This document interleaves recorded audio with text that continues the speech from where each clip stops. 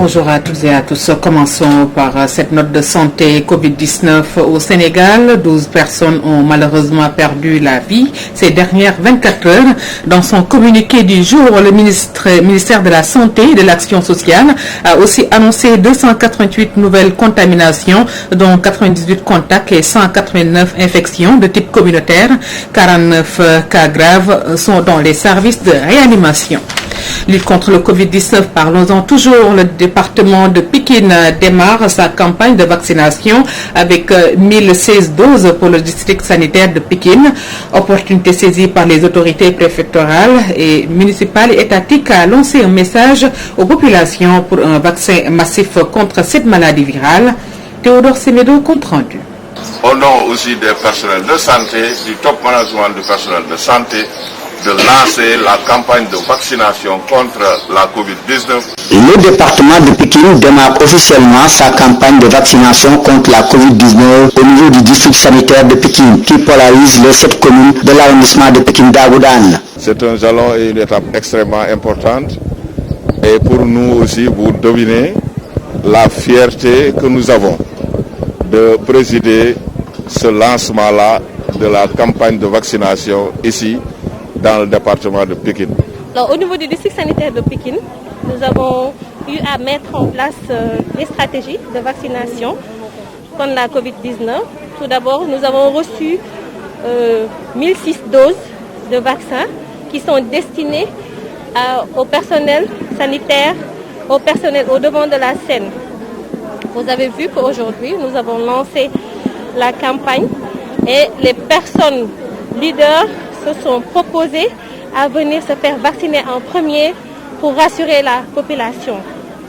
Les doses sont très bien conservées dans des réfrigérateurs. Occasion saisie par les autorités préfectorales, médicales et municipales pour demander aux populations de continuer à respecter les mesures barrières et à venir se vacciner pour se prévenir contre la maladie, même si elle semble être maîtrisée dans ce département. C'est un appel vibrant à l'ensemble de la population à venir à se faire vacciner parce qu'à l'heure où nous parlons, à l'heure actuelle, la prévention vaut mieux que le traitement. Et le vaccin constitue un outil indispensable, un instrument extraordinaire de prévention contre cette pandémie-là. Je lance un appel à toute la population pour qu'ils viennent se faire vacciner. Parce que là, actuellement, c'est le moyen qu'on a pour lutter. En plus des mesures barrières, bien sûr, je vous rappelle qu'il faut toujours continuer avec les mesures barrières associées à la vaccination. Je pense qu'avec ça, on pourra gagner cette bataille. Rien de ressenti. Non seulement ce n'est pas douloureux, parce que c'est vrai que moi j'avais un peu peur de piqûres, mais là, je me suis fait piquer sans même le sentir. C'est rassuré. C'est leur dire qu'en fait, les plusieurs autorités de notre pays se sont fait vacciner. Donc ce sont les vaccins qui font de la prévention. Par les autorités préfectorales, médicales et municipales pour demander aux populations de continuer à respecter les mesures barrières et à venir se vacciner pour se prévenir contre la maladie, même si elle semble être maîtrisée dans ce département. Théodore Semedo, la ville de Rufisque a aussi démarré la vaccination. 5 unités fixes, dont 2 dans les centres de santé. 3 unités mobiles sillonnent la ville. Des actes posés qui ramènent l'espoir dans une ville où les mesures ne sont pas respectées, nous dit Najib Saya. La vaccination a démarré dans la ville de Rufisque avec 2 unités fixes au niveau des 2 structures de santé les plus importantes. Il s'agit de Youssou Mbargane Diop et de l'hôpital Guedj. 3 unités mobiles font le déplacement dans la ville pour régler la situation de ceux qui n'ont pas le temps de se déplacer, mais également chaque commune d'arrondissement aura son unité fixe qui sera implantée dans un lieu situé près de la mairie. Au niveau du district sanitaire de Rufisque, on s'est organisé de telle sorte qu'on a mis une unité fixe au niveau du centre de santé, une unité fixe au niveau de l'hôpital Youssou Mbargane Diop de Rufisque, et on a mis 3 équipes mobiles. Les 3 équipes mobiles, dans chaque commune, on a mis une équipe mobile. Une équipe au niveau de la commune de Rufisque Est, une autre à Rufisque Ouest et une autre à Rufisque Nord. Au niveau du centre de santé, on a eu 4 points de prestation. C'est pour vraiment gérer le problème de rassemblement qui vraiment nous permet de lutter contre la Covid. À Youssou Mbargane Diop, où nous sommes rendus, le personnel de santé a fini d'être vacciné. Nous venons de prendre notre première dose de vaccin qui va se poursuivre au bout de 3 semaines, à savoir le 10 mars. Nous prendrons le 10 mars prochain notre seconde dose de vaccin. On leur demande juste d'aller s'inscrire massivement pour aller prendre ce vaccin. Après avoir cette vaccination, ils auront tous cette carte de vaccination qui leur permettra de voyager. Aujourd'hui, bientôt, il ne sera plus possible à quelqu'un de voyager sans cette carte.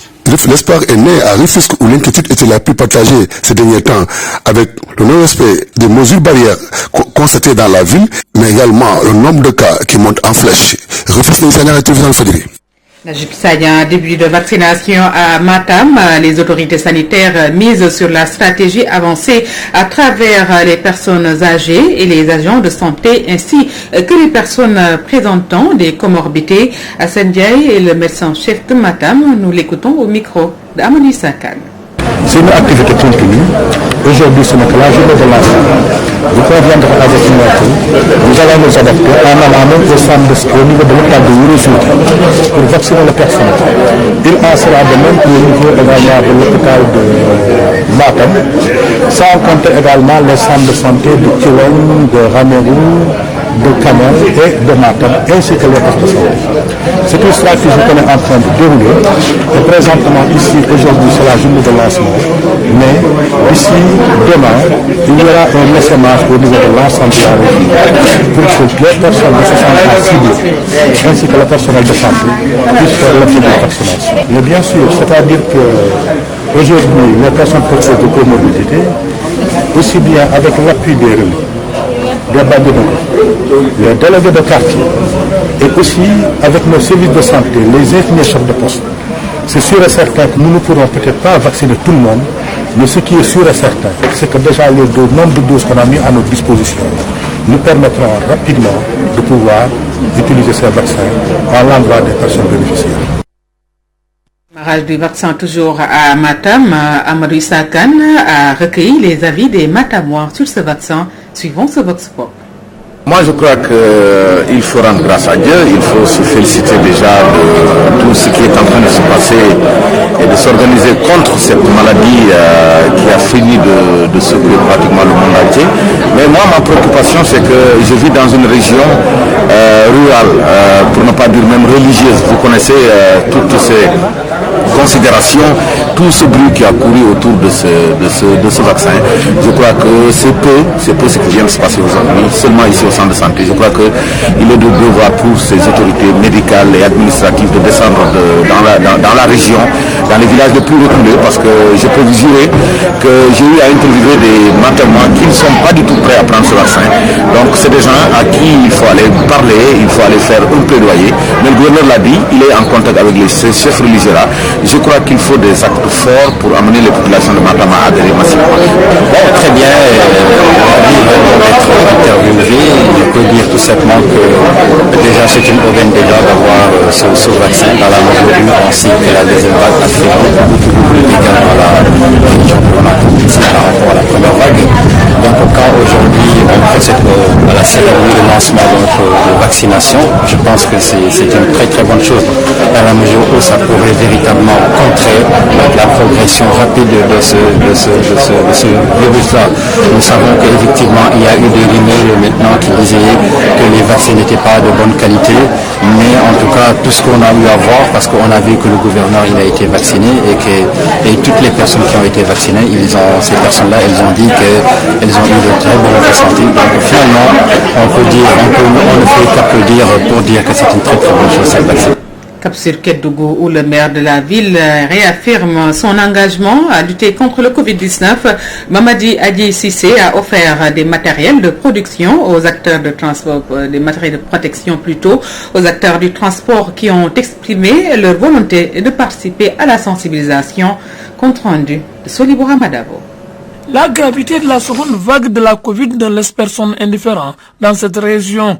Ainsi, pour exprimer son engagement dans le cadre de la lutte contre cette pandémie, Mamadou Adji Cissé, maire de la ville, appuie les acteurs du transport en matière de protection. Le coronavirus est encore là, qu'il est en train de nous faire mal. Il faut continuer à les mesures édictées par le ministère de la Santé et de l'Action sociale et surtout veiller à ce que les gens respectent le port du masque. Donc c'est pour ça que je les ai amené quelques masques jetables chirurgicaux et 500 masques jetables et 300 masques lavables. Donc ce qui fait un total de 800 masques et des gels antiseptiques et de l'eau de javel. Au regard de la position des uns et des autres par rapport à la prise de la dose contre la Covid, le maire condamne les réseaux sociaux et invite les populations à se protéger et à protéger davantage les plus vulnérables. Il y a trop de mauvaises communications qui sont pas favorables à l'utilisation du vaccin, mais nous allons sensibiliser les populations parce qu'aujourd'hui, le président de la République est le garant de la Constitution, est le garant de la nation, est le protecteur de toute la population. Donc le président de la République a pris toutes les dispositions nécessaires pour que ce vaccin soit un bon vaccin. Vous avez vu aujourd'hui, c'est le ministre de la Santé et de l'Action sociale en direct de télévision qui a pris le vaccin directement, c'est-à-dire que le vaccin est efficace. Donc il est bien. C'est ce qu'on voit sur les réseaux sociaux, c'est des fake news. Les acteurs du transport saluent l'initiative et expriment leur volonté à respecter les gestes barrières. Les gens qui sont là qui ne portent pas de masques, mais nous on a de le faire de notre mieux. Les masques sont là. Quand vous venez, on vous vend pas les masques, on vous les en donne. Si tu viens, on t'en donne le masque. Porte. Voilà, parfois, les passagers là, on les oblige à laver les mains et porter les masques avant de monter dans le véhicule. Avant même de leur remettre leur ticket de voyage, on les impose de laver les mains et porter le masque. C'est lui qui oui, les doses. Si les doses viennent, on va les prendre parce que les Sénégalais, on a vu que le ministre de la Santé a pris aussi. On aura le courage de prendre.